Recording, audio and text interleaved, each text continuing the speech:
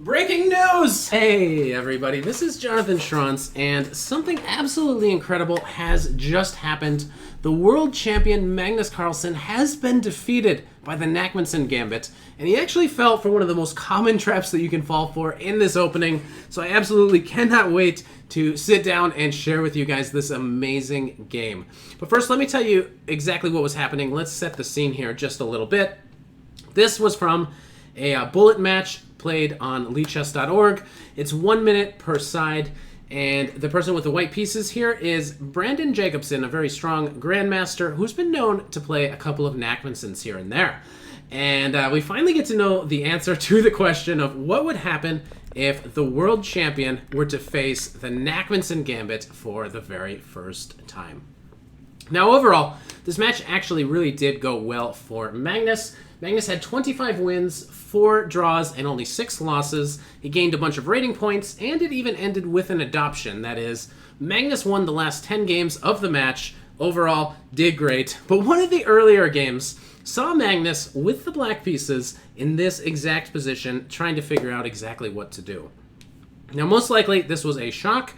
But it's very interesting to see exactly what line will Magnus play. In the game, he played knight takes c3. This is a very good decision. I think this actually is a pretty good line for black. Black will remain a pawn up. Usually is better.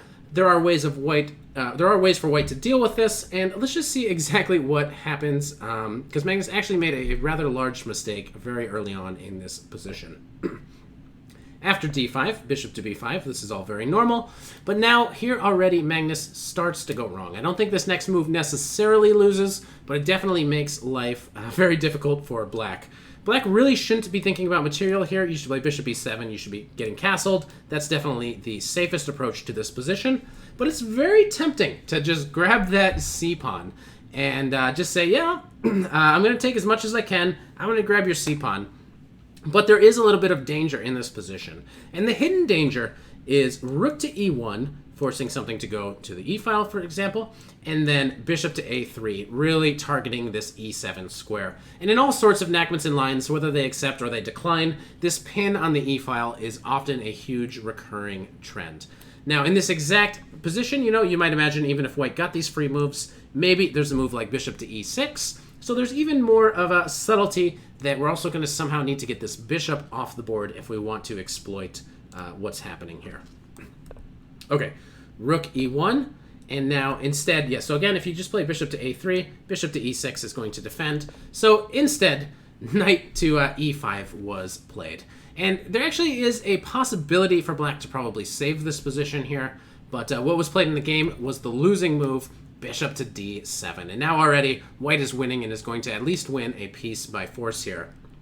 I will point out briefly that it's perhaps this kind of tricky move, queen to d6, that might hold. There are some very tricky lines here, and one of the interesting ones is you can actually grab this knight here in this position. This didn't happen in the game. I'm just showing.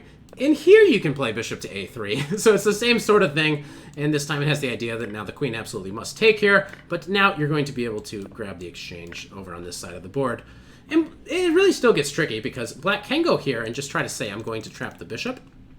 But after queen to e2, preventing black from castling, black is still somehow going to need to be able to put the bishop on e6 without blundering this pawn. But, rook b1, I guess black can go here, and now black can get castled on the next move, and maybe the game continues from here. So that's one of the interesting lines, but this bishop to a3 idea is hidden in all of these lines. In the main game, bishop to d7 was played exactly on this move, and now the game is over.